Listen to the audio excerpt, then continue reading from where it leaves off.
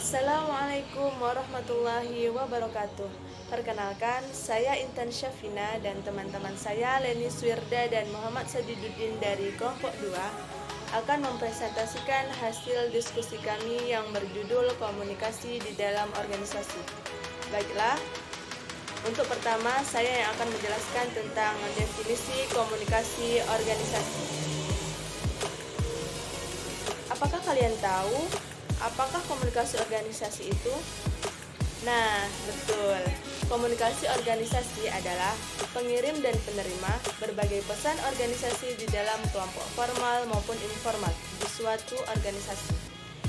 Bila organisasi semakin besar dan kompleks, maka akan mengakibatkan semakin kompleks pula proses komunikasinya. Komunikasi organisasi mempunyai peranan penting dalam memadukan fungsi-fungsi manajemen dalam suatu perusahaan, yaitu yang pertama, menetapkan dan menyebarluaskan tujuan perusahaan. Yang kedua, menyusun rencana untuk mencapai tujuan yang telah ditetapkan. Yang ketiga, melakukan pengorganisasian terhadap sumber daya manusia dan sumber daya lainnya dengan cara efektif. Dan yang selanjutnya, memimpin, mengarahkan, memotivasi, dan menciptakan iklim yang menimbulkan keinginan orang untuk memberikan kontribusi. Dan yang terakhir, mengendalikan prestasi. Selanjutnya, proses komunikasi. Komunikasi merupakan metode pengiriman atau pertukaran informasi dan pesan antar manusia. Proses adalah pendekatan langkah demi langkah untuk melakukan sesuatu. Jadi, proses komunikasi adalah setiap langkah mulai dari saat penciptaan pesan sampai pesan tersebut dipahami oleh komunikan atau penerima pesan, sehingga komunikan mampu memberikan responnya. Selanjutnya, tahapan proses komunikasi. Yang pertama, pengembangan ide. Proses komunikasi adalah pengirim mengembangkan atau membuat konsep ide, gagasan atau informasi yang akan dikirim. Yang kedua, pengkodean. Pengkodean berarti mengubah atau menerjemahkan ide menjadi bentuk yang dapat dipahami, sehingga dapat dikomunikasikan sebagai pihak lain. Yang ketiga, pengembangan pesan. Setelah penyandian, pengirim mengembangkan pesan yang dapat dikirim ke penerima. Pesannya bisa dalam bentuk lisan, tertulis, simbolis, atau nonverbal. Selanjutnya, pemilihan media. Pengirim memilih media komunikasi yang akan digunakan, di mana dia akan menyampaikan pesannya kepada penerima. Selanjutnya, yaitu pengiriman pesan. Setelah media komunikasi dipilih, langkah selanjutnya adalah mengirim pesan melalui media yang dipilih. Selanjutnya, penerimaan pesan. Tahap ini hanya melibatkan penerimaan pesan oleh penerima dalam bentuk mendengar, melihat dan merasakan dan sebagainya. Selanjutnya, penerjemahan dan pemahaman pesan. Decoding adalah interpretasi penerima terhadap pesan yang dikirim. Penerima menerjemahkan pesan, mencoba menganalisis dan memahaminya dengan cara sebaik mungkin.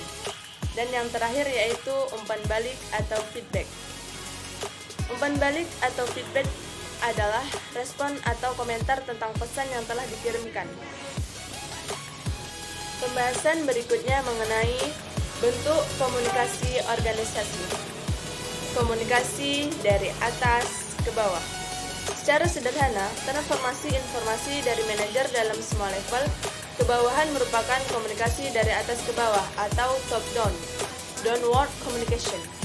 Aliran komunikasi dari manajer ke bawahan tersebut umumnya terkait dengan tanggung jawab dan kewenangannya dalam suatu organisasi. Seorang manajer yang menggunakan jalur komunikasi ke bawah memiliki tujuan untuk menyampaikan informasi, mengarahkan, mengkoordinasikan, memotivasi, memimpin, dan mengendalikan berbagai kegiatan yang ada di level bawah. Yang kedua, komunikasi dari bawah ke atas. Dalam struktur organisasi, komunikasi dari bawah ke atas, bottom up atau upward communication, berarti alur pesan yang disampaikan berasal dari bawah atau karyawan menuju ke atas atau manajer. Pesan yang ingin disampaikan mula-mula berasal dari para karyawan yang selanjutnya disampaikan ke jalur yang lebih tinggi untuk memecahkan masalah-masalah yang terjadi dalam suatu organisasi dan mengambil keputusan secara tepat. Sudah sepantasnya bila manajer memperhatikan aspirasi yang berasal dari bawah. Selanjutnya tentang klasifikasi komunikasi organisasi. Klasifikasi pesan komunikasi organisasi merupakan cara untuk mengetahui proses, hubungan, pola, karakteristik, maupun tingkah laku pesan komunikasi yang akan disampaikan di dalam suatu organisasi atau perusahaan. Menurut Arni Muhammad menyatakan, untuk mempelajari tingkah laku dalam suatu organisasi dapat dilihat dari pengklasifikasian pesan komunikasi organisasi, yaitu A. Variabel jaringan pesan, terbagi menjadi jaringan komunikasi formal. Bila pesan mengalir melalui jalan resmi yang ditentukan oleh hierarki resmi organisasi atau oleh fungsi pekerjaan, maka pesan itu menurut jaringan komunikasi formal. Ada 3 bentuk utama dari arus pesan dalam jaringan komunikasi formal, yaitu komunikasi ke bawah, komunikasi ke atas, dan komunikasi horizontal. Yang kedua, jaringan komunikasi informal. Bila karyawan berkomunikasi dengan yang lainnya tanpa memperhatikan posisi mereka dalam organisasi, maka pengarahan arus informasi bersifat pribadi. Informasi ini mengalir ke atas, ke bawah, atau secara horizontal tanpa memperhatikan hubungan posisi.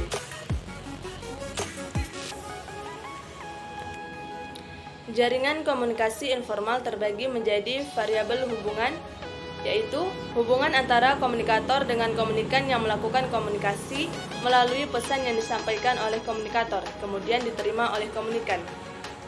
Yang kedua, variabel tujuan dari pesan. Komunikasi yang disampaikan mempunyai tujuan tertentu seperti untuk memberi tugas, komunikasi pemeliharaan maupun komunikasi untuk pembaruan. Yang ketiga, variabel penerima. Penerima di sini diklasifikasikan menjadi 2, yaitu penerima pesan yang berupa komunikasi internal dan eksternal. Baiklah, hanya itu yang dapat saya sampaikan. Selanjutnya akan dijelaskan oleh Leni Suyarda. Kepadanya dipersilahkan.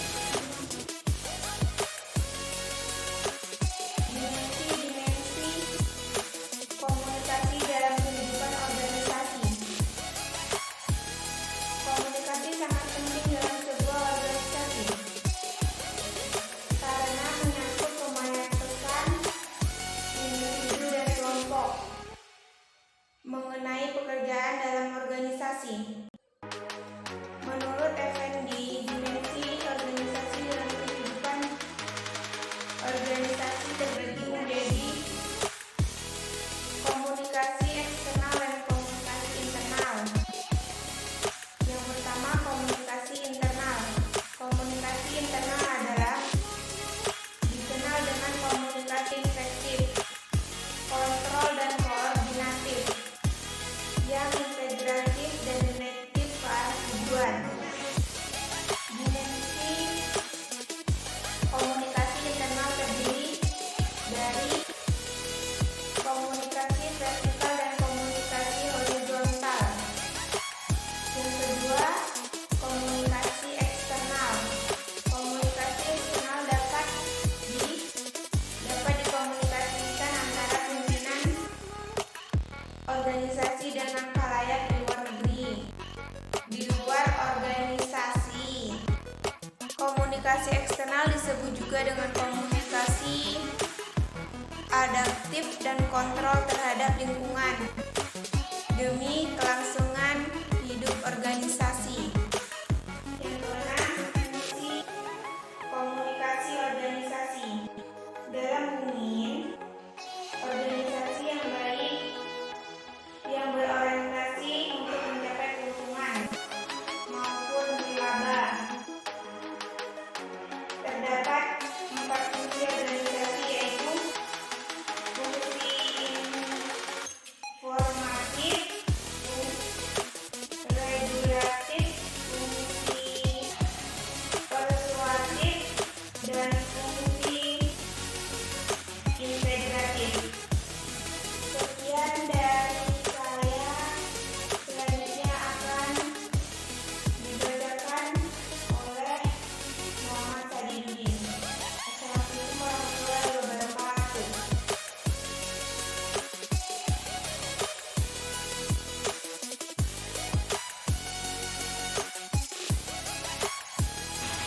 Tujuh, faktor-faktor yang mempengaruhi komunikasi organisasi. Komunikasi merupakan faktor yang sangat penting dalam hubungan antara karyawan dan pimpinan. Untuk itu, di dalam suatu organisasi atau perusahaan dibutuhkan komunikasi yang efektif, saling memahami, dan saling memberikan tanggapan juga merupakan cara untuk mengukur komunikasi kita kepada sesama. Hal De Vito 1989 nomor 4 juga mengemukakan faktor yang berkaitan dengan komunikasi, yaitu 1. Keterbukaan. Kualitas keterbukaan mengacu pada dua aspek, yaitu komunikator harus terbuka pada orang yang diajaknya berinteraksi, kesediaan untuk bereaksi secara jujur terhadap stimulus yang datang, serta kepemilikan perasaan dan pikiran. 2. Empati. Empati pada hakikatnya adalah merupakan kemampuan untuk mengetahui apa yang sedang dialami orang lain. Orang yang empatik akan mampu memahami kondisi orang lain, sehingga mampu menyesuaikan komunikasinya dengan kondisi orang yang ditemani berkomunikasi oleh kita.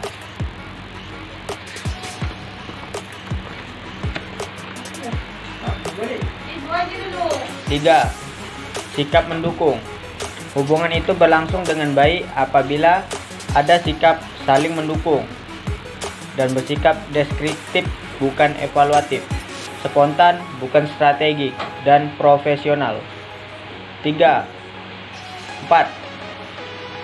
Sikap positif. Sikap positif dalam komunikasi ada dua cara, yaitu menyatakan sikap positif dan secara positif mendorong orang menjadi teman berinteraksi. 5. Kesamaan. Toha dalam Rakib 2002 nomor 17 homofili, yaitu kesamaan menunjukkan kepada suatu derajat kesamaan makna antara pihak-pihak yang terlibat dalam komunikasi, antara pihak penyampaian berita dan pihak penerima informasi.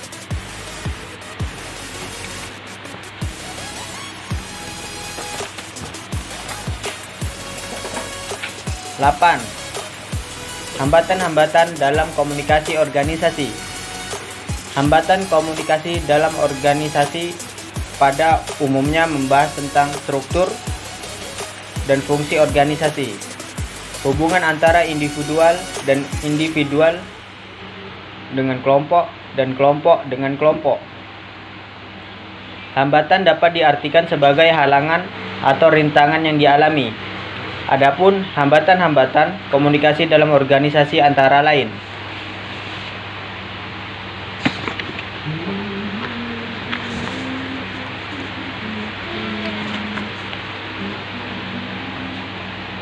Satu, hambatan teknis. Keterbatasan fasilitas dan peralatan komunikasi. Dari sisi teknologi semakin berkurang dengan adanya kemajuan baru di bidang kemajuan teknologi, komunikasi, dan informasi, sehingga seluruh komunikasi dapat diandalkan dan efisien sebagai media komunikasi. 2. Hambatan semantik. Gangguan semantik menjadi hambatan dalam proses penyampaian, pengertian, atau secara efektif. Definisi semantik sebagai studi idea atas pengertian yang diungkapkan lewat bahasa.